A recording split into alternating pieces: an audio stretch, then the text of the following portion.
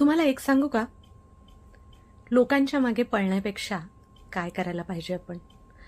लोकांच्या मागे पळण्यापेक्षा आपण मनःशांतीच्या मागे पळायला पाहिजे. म्हणजे ती मला कशी मिळेल आणि ती टिकण्यासाठी मी काय करू शकेन?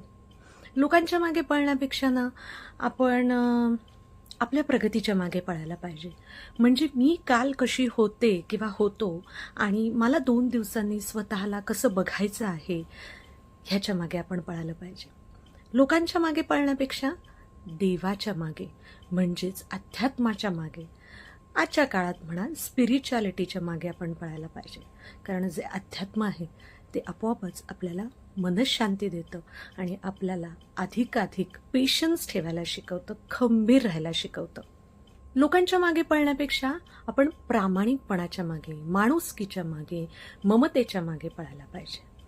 कारण की जेव्हा आपण ह्या सगळ्या गोष्टी करायला लागतो, माणुसकी जपायला लागतो, दुसऱ्यांचं मन जपायला लागतो, स्वतःच्यासाठी स्वतःवर प्रेम करायला लागतो, तेव्हा आपोआपच खरी माणसं आपल्याभोवती जोडली जातातच जातात.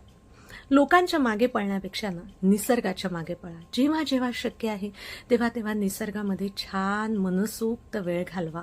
निसर्गामध्ये कचरा करू नका. झालेला दिसला तर तो स्वच्छ कसा करता येईल ह्याच्या मागे लक्ष द्या. त्याचबरोबर जिथे शक्य आहे तिथे तिथे झाडं लावा.